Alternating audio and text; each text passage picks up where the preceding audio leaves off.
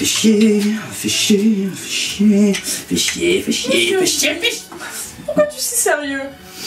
Oh, laisse-moi t'expliquer, tu vois. C'est absolument génial, c'est génial d'être dans ma tête. C'est très génial d'être dans ma tête. Surtout lorsque tu as un problème avec tes souvenirs et que tu te dis, tiens, mais quelles sont mes origines? Et apparemment, j'en ai plusieurs.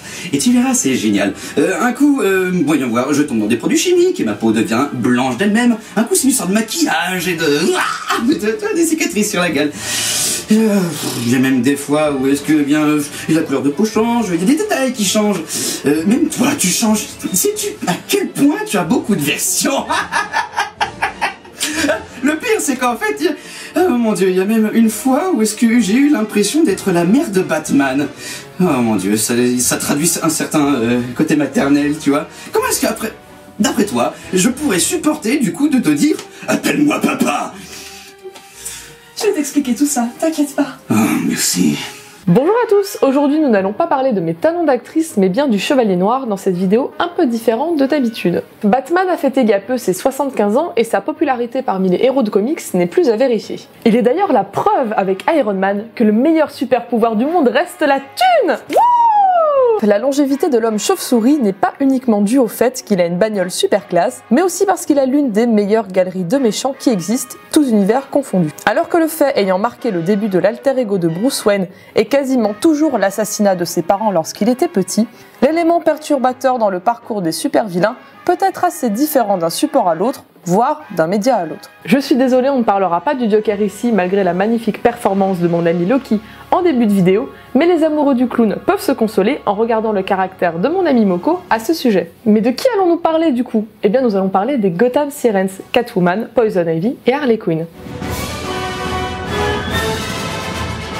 Avant tout, je tiens à rappeler deux choses importantes. Je vais essayer de parler des histoires les plus connues concernant les origines des trois jeunes femmes, que ce soit comics, adaptations ciné, télé ou encore jeux vidéo. Mais ceci est loin d'être exhaustif bien évidemment, le monde de Batman est d'une richesse sans fin. Je vous invite donc à me raconter dans les commentaires votre histoire préférée pour que tout le monde en profite. Ivy, to be exact. Poison Ivy.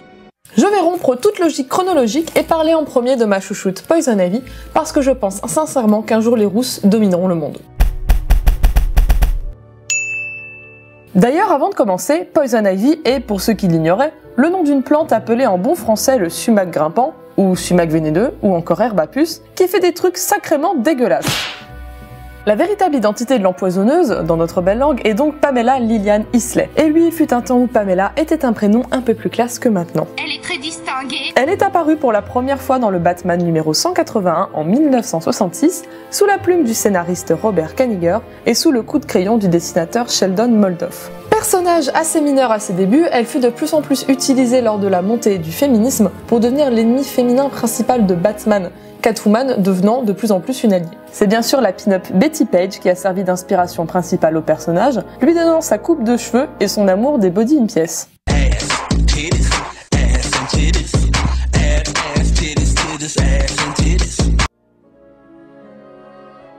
À sa création, Pamela était une talentueuse et séduisante botaniste vivant à Seattle. Elle a été séduite par un criminel du nom de Mark Legrand qui avait besoin d'elle pour l'aider à voler un artefact égyptien avec une herbe ancienne à l'intérieur. Une fois le méfait accompli, Legrand, estimant que la jeune femme en savait trop, il l'empoisonna avec cette herbe. Mais comme Pamela a la chance de vivre dans le monde merveilleux des comics, elle survécut, développa une immunité face aux toxines et aux maladies, et enfin se rendit compte qu'elle pouvait utiliser ces toxines hypnotiques issues de plantes pour contrôler les autres. Elle se donne alors le nom de Poison Ivy et commence donc à porter un petit costume fort saignant avant de consacrer sa vie au crime, manipulant les hommes grâce à ces plantes. Forcément, une fois arrivée à Gotham City, elle s'est retrouvée confrontée à Batman. N'ayant pas réussi à le séduire lors de leur première rencontre, elle devint l'un de ses méchants les plus dangereux.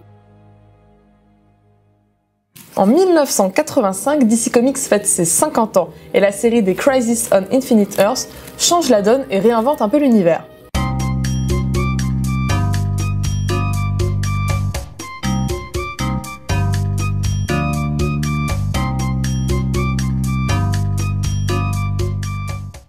Pamela Isley est donc maintenant la magnifique mais un peu distante fille de parents riches de Seattle. Brillante mais très timide et réservée, elle s'est immergée dans des cours avancés de botanique biochimique à l'université, devenant une élève exemplaire avec une affinité particulière pour les plantes. Elle fut séduite par son professeur le docteur Jason Woodrue qui, pour une expérience tordue, injecta à la jeune femme un poison mortel à base de plantes qui lui causa un changement drastique, c'est le cas de le dire. Cette expérience manqua de la tuer 2 fois et la rendit stérile. Mais ce n'est pas tout car elle devint folle au point de croire qu'elle était mère nature et que toutes les plantes étaient ses enfants. Woodrue l'abandonna et fuya lorsqu'elle fut hospitalisée. Une fois sortie, elle était sujette à des sautes d'humeur prononcées du fait de cette expérience. Elle tenta de reprendre ses études et trouva même un nouveau petit ami, mais son état mental se détériora un peu plus quand il mourra dans un accident de voiture peu de temps après avoir souffert d'un mal mystérieux lié à une prolifération fongique, la première manifestation de ses pouvoirs liés aux plantes. Elle décida de prendre un nouveau départ et abandonna donc la fac pour partir à Gotham. Mais à ce stade, son trouble mental prit le dessus, elle prit l'identité de Poison Ivy et adopta sa tenue iconique. Son premier acte criminel a été de prendre la ville en otage avec des sports mortels de sa création contre une somme colossale d'argent. C'est là qu'elle devint obsédée par l'homme chauve-souris, le seul être qu'elle était incapable de contrôler.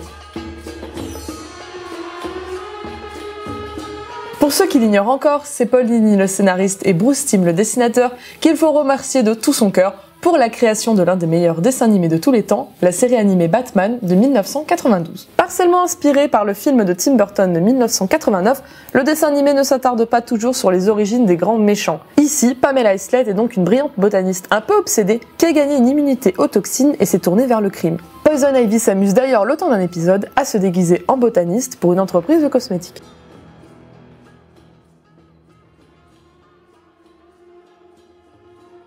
Vous aimiez la noirceur de Gotham inspirée par la contribution de Frank Miller et popularisée par l'univers de Tim Burton?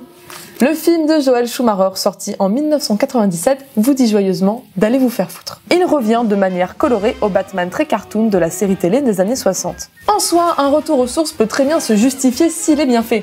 Sauf que là... On se retrouve donc avec une Poison Ivy incarnée par une Uma Thurman qui en fait des caisses, joue avec les pieds, maquillée comme une voiture volée avec du vernis à ongles sur ses gants, putain!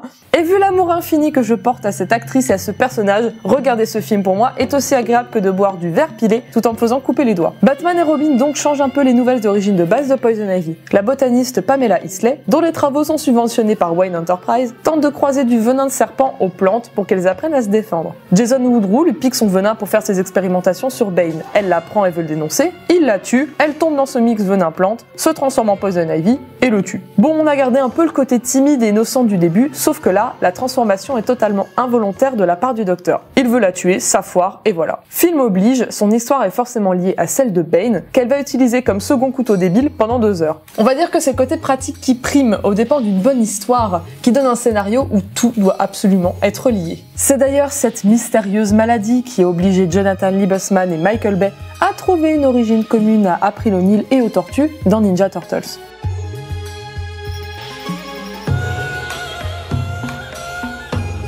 On croise la femme plante dans les 2 premiers et excellents jeux Batman Arkham Asylum et Batman Arkham City, sortis respectivement en 2009 et 2011. Asylum se contente de rappeler dans la petite bio du personnage que la botaniste a été transformée en hybride mi-humain mi-plante par une expérience scientifique ayant mal tourné. Pas étonnant car les 2 premiers jeux ont été scénarisés par Paul Dini qui s'était occupé de la majorité des épisodes de la série animée de la grande époque. Je n'ai même pas besoin de vous les recommander, ces 2 jeux sont un mélange parfait des meilleures adaptations des aventures du Chevalier Noir. Je vous conseille d'ailleurs cette vidéo de Punky si vous voulez en savoir plus. La série des New 52 est un relaunch reboot de l'univers DC sorti en 2011 après les événements de Flashpoint. 52 séries seront donc relancées à partir du numéro 1 avec plus ou moins de succès.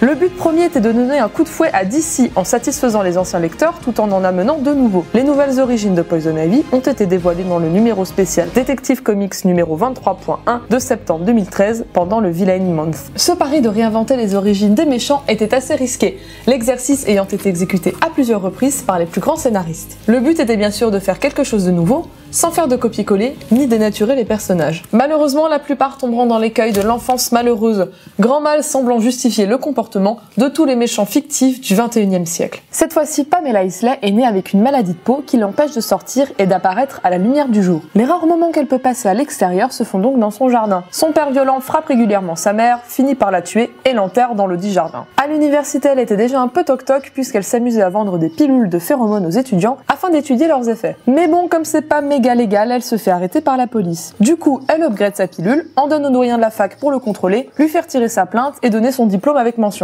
Elle tue ensuite son père lors d'une visite au parloir en l'embrassant avec une toxine présente dans ses lèvres. Bref, la voilà embauchée pour un stage chez Wayne Enterprise mais se fait licencier car elle propose de développer des molécules pour contrôler les envies et choix des gens à des fins publicitaires. Sauf qu'au moment de se faire accompagner dehors, elle est éclaboussée par ses propres composants chimiques qui lui donnent ses pouvoirs actuels de contrôle sur le végétal, sa maîtrise de phéromones et son immunité aux poisons et virus. D'ailleurs, la combinaison qu'elle porte dans cette version la maintient en vie, elle perd une partie de ses pouvoirs quand elle est déchirée et se régénère quand elle est au contact des plantes.